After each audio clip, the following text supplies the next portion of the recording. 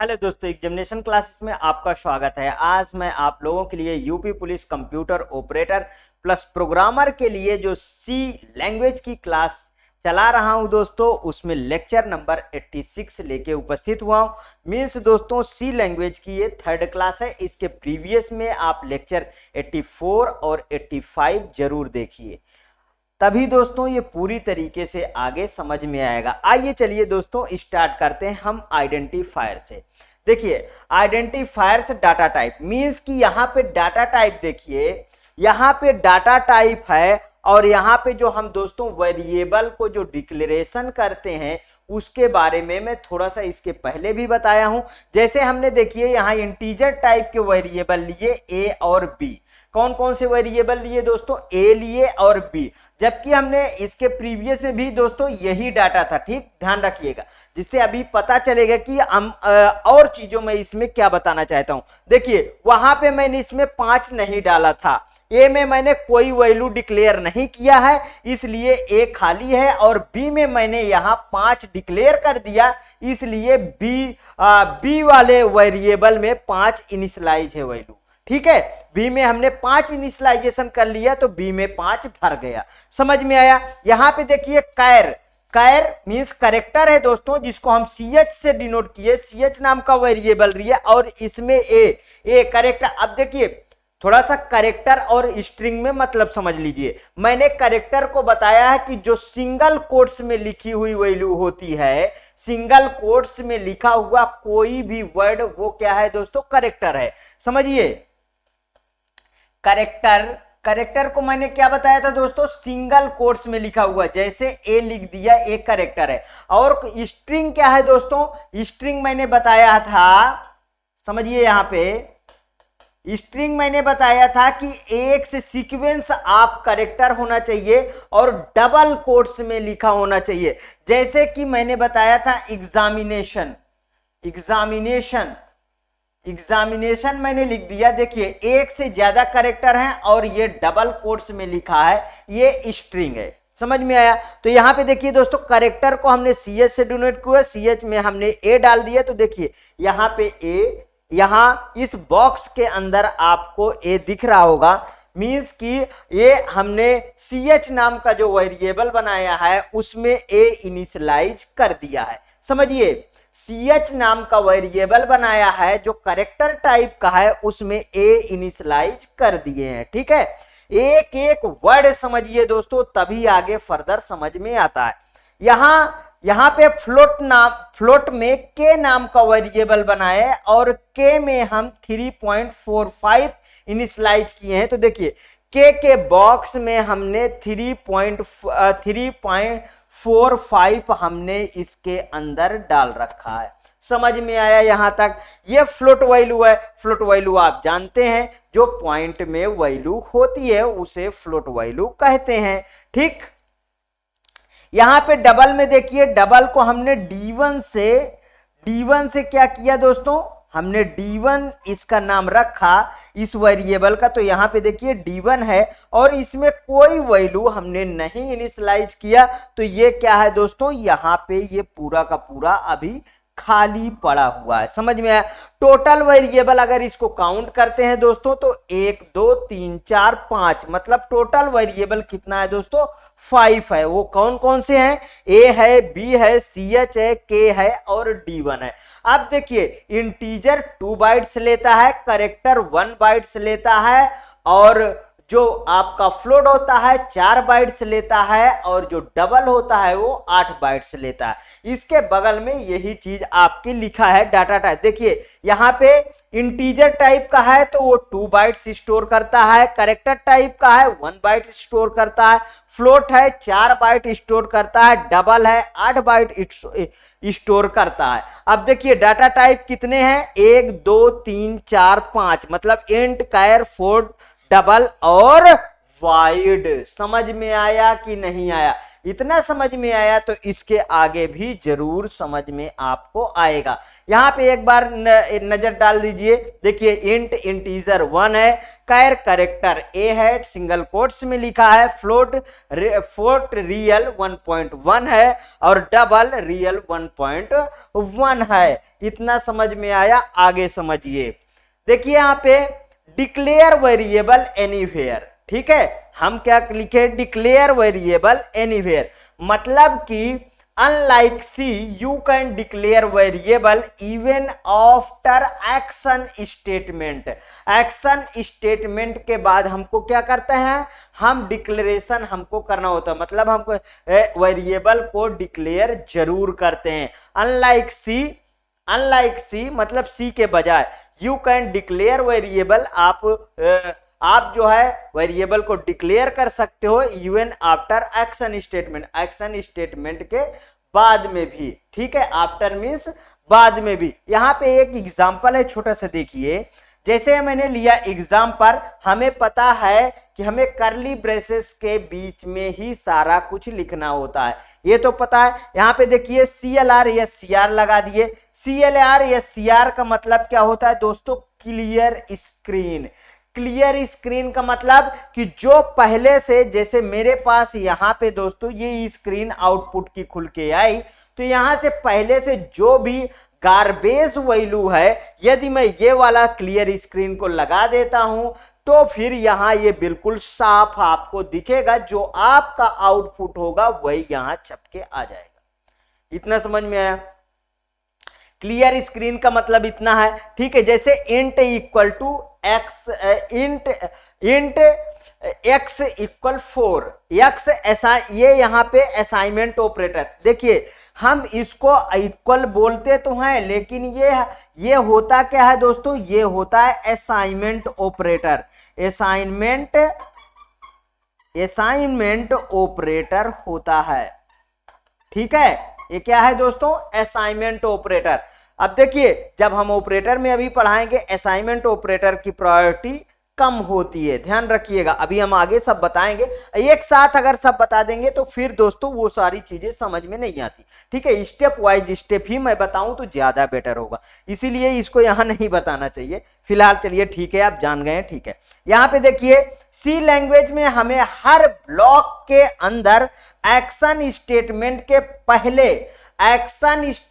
के पहले ही हमें डिक्लेरेशन स्टेटमेंट लिखना कंपलसरी होता है दोस्तों। एक्शन स्टेटमेंट के पहले डिक्लेरेशन स्टेटमेंट लिखना पड़ता है, देखिए साफ साफ मैंने यहां पे बता रखा है, ठीक है, सी लैंग्वेज में। जबकि विदाउट सी मतलब सी के अलावा, जैसे C++ में बाद में भी लिख सकते हैं, एग्जांपल जैसे इंट x इक्वल 4, ठीक है। आगे देखिए, अब यहां पे दोस्तों, यहां पे देखिए input output instruction in C, input output instruction in C, इसको हटा दीजिए, नहीं ये कंफ्यूजन क्रिएट करेगा, ठीक। Input output instruction C, keyboard is standard input device. Keyboard क्या है दोस्तों, स्टैंडर्ड इनपुट डिवाइस है। अगर मैं मॉनिटर की बात करूं तो monitor is standard output device है। अगर दोस्तों देखिए, जैसे मैं इनपुट आउटपुट की बात करता हूं तो आपके हरदम जुबान पे यही आता है कि keyboard input device, monitor output device, keyboard mouse input device ना।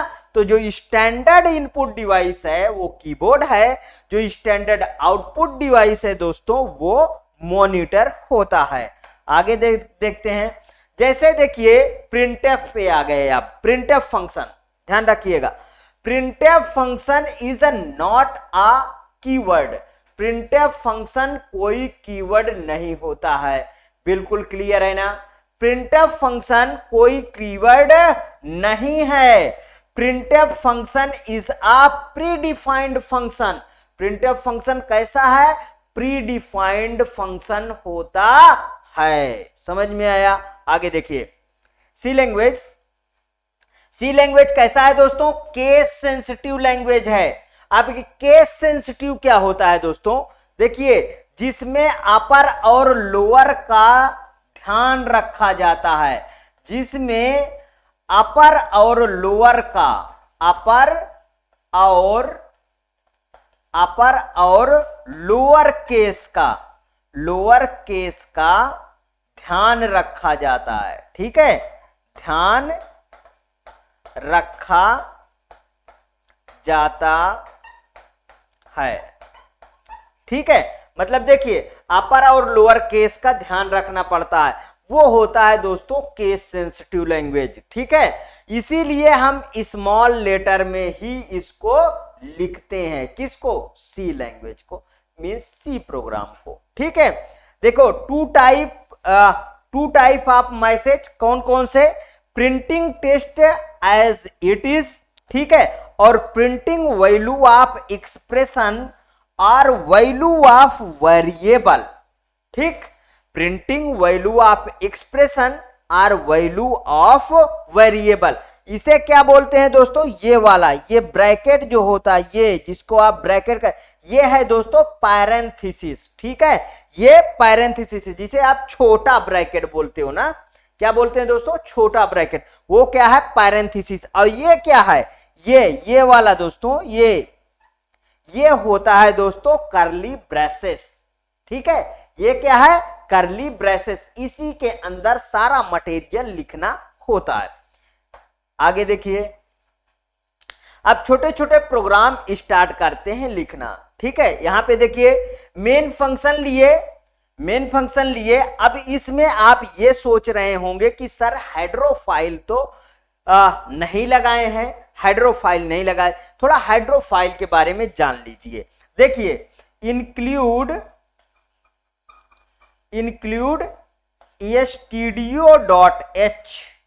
stdio.h, यही है हेडरोफाइल, और इंक्लूड conio.h, ये काम क्या करता है, इंक्लूड, यहां पे हैच लगा लीजिए। ठीक है, hatch include stdio.h, hatch include conio.h। तो देखिए इसके अंदर दोस्तों जो stdio.h लगाते हो, इसके अंदर होता है प्रिंटफ स्कैनअप, प्रिंटफ फंक्शन होता है और स्कैनअप फंक्शन होता है। स्कैनअप फंक्शन प्रिंटफ किस लिए काम आता है, कोई सी वैल्यू को प्रिंट करने के लिए, मींस आउटपुट के लिए। स्कैनअप वैल्यू को उठाने के लिए, मतलब कीबोर्ड से जो वैल्यू आप डालते हो प्रोग्राम में, वो स्कैनअप के थ्रू ही आप कीबोर्ड से गेटअप कर पाते हो वैल्यू को। समझ में आया, ये दोनों किसके अंदर होते हैं दोस्तों, इसके अंदर। लेकिन जब आप प्रोग्रामिंग करते हो तो आप इसको अगर नहीं भी लगाते हो तो दोस्तों आपका एरर नहीं आता है, क्योंकि आज सब अपडेटेड वर्जन के जितने भी जैसे C++, turbo C++, code block, चाहे जिसमें आप प्रोग्रामिंग करिए, वो ऑलरेडी मेंशन कर लेता है, तो ऐसा कोई इतना बड़ा इशूज नहीं है। ठीक है, ध्यान रखिए। लेकिन अगर कोई प्रॉब्लम होती है तो आप लगाइए, कोई दिक्कत नहीं। ठीक है, यहां पे देखिए हैच इंक्लूड conio.h, अब ये किस लिए होता है दोस्तों, तो ये होता है, इसमें दो चीज होती हैं, क्लियर स्क्रीन, CLR SCR, ये क्लियर स्क्रीन के लिए होता है, और यहीं पे होता है गेट ch किस लिए होता है दोस्तों, ये होता है वैल्यू होल्ड करने के लिए। ये इसी के तहत आप प्रोग्राम में वैल्यू को देख पाते हो आउटपुट में। अगर इसको नहीं लगाओगे तो प्रोग्राम इतनी तेजी से चलेगा कि आपको आउटपुट नहीं दिखाई देगा। समझ में आया क्या, ये समझ में आया कि नहीं समझ में आया? अगर नहीं समझ में आता है तब भी कमेंट बॉक्स में बताइए, यदि समझ में आता है तब भी कमेंट बॉक्स में बताइए कि हमको सर समझ में आया। ऊपर देखिए छोटा सा प्रोग्राम है, main function printf double quotes में मैंने अपनी टाइटल लिख दिया साक्या। ठीक है, अब देखिए दोस्तों डबल कोट्स में, अब प्रिंटफ में डबल कोट्स के अंदर लिखी हुई वैल्यू एट इज प्रिंट होती है।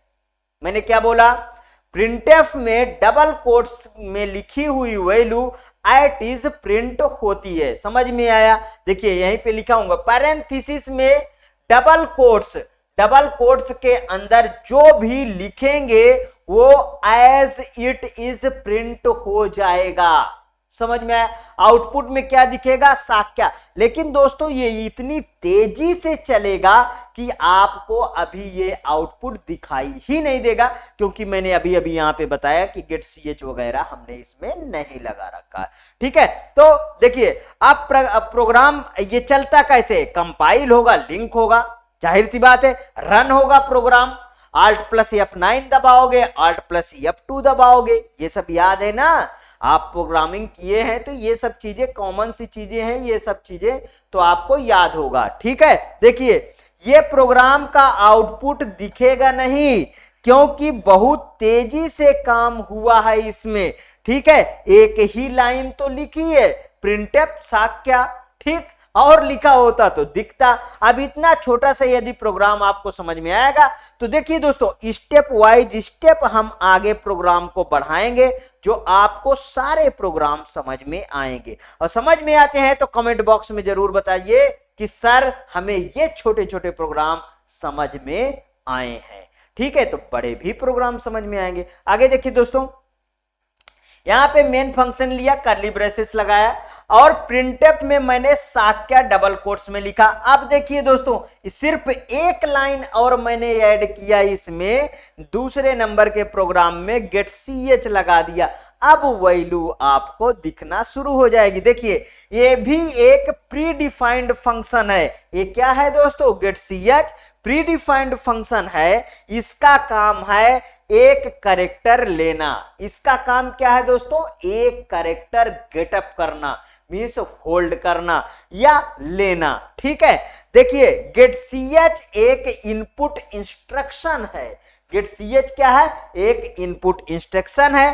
प्रिंटफ आउटपुट इंस्ट्रक्शन है। अब ये दोनों चीजें क्या आपको याद नहीं रहेंगी? गेट ch क्या है? इनपुट इंस्ट्रक्शन है, ठीक है, और प्रिंटफ क्या है? आउटपुट इंस्ट्रक्शन है। कंपाइल करोगे प्रोग्राम को, लिंक करोगे और उसके बाद रन करोगे। मतलब 3 स्टेप आपको प्रोग्राम का, 3 स्टेप में आपको प्रोग्राम को आपका आउटपुट आपके सामने दिख जाएगा। आगे देखिए, अभी आउटपुट बहुत सारा पहले का और अभी का आउटपुट दिखेगा। क्यों ऐसा होगा? क्योंकि इसमें हमने क्लियर स्क्रीन नहीं लगाया। क्लियर स्क्रीन नहीं लगाया, क्या क्या? देखिए आउटपुट हमारा क्या है दोस्तों? पहले का भी साक्या, बाद का भी साक्या।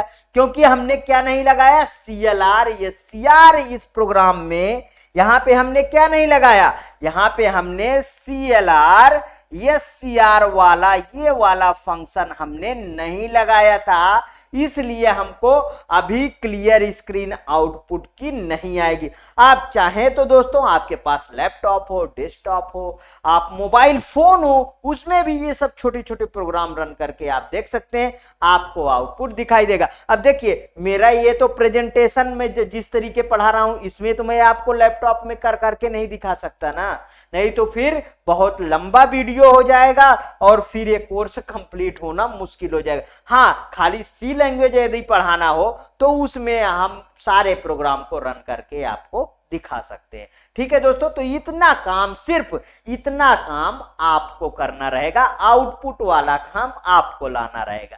ठीक है, यहां पे मैं सबका बता दूंगा कि इसमें आउटपुट क्या आया है। ठीक है, अब देखिए अगला नेक्स्ट प्रोग्राम में एक लाइन और जोड़ दूंगा, CLR SCR, तब आपको समझ में आएगी। देखिए मेन फंक्शन लिया, कर्ली ब्रेसेस स्टार्ट किया, CLR SCR मैंने लगाया यहां पे, और यहां पे प्रिंटफ में फिर मैंने डबल कोट्स में साक्या लिखा हूं और गेट ch में गेट ch लगाया। अब देखिए जिस ऑर्डर में इसे हम लिखेंगे दोस्तों, उसी ऑर्डर में हमारा प्रोग्राम भी रन होता है। ठीक है, अब इसका आउटपुट क्या दिखेगा दोस्तों? साक्या दिखेगा। अब केवल और केवल इस आउटपुट में साक्या दिखेगा। मीन्स दोस्तों यहां तक यदि समझ में आता है और अच्छी तरीके से आपको समझ में आए तो प्लीज और प्लीज मेरे एग्जामिनेशन चैनल को आप सब्सक्राइब करिए, मेरा वीडियो लाइक करिए, ज्यादा से ज्यादा दोस्तों में शेयर करिए दोस्तों, कोई छूट ना जाए ऐसी वीडियो वॉच करने के लिए। तो ज्यादा से ज्यादा अपने दोस्तों में शेयर करिए।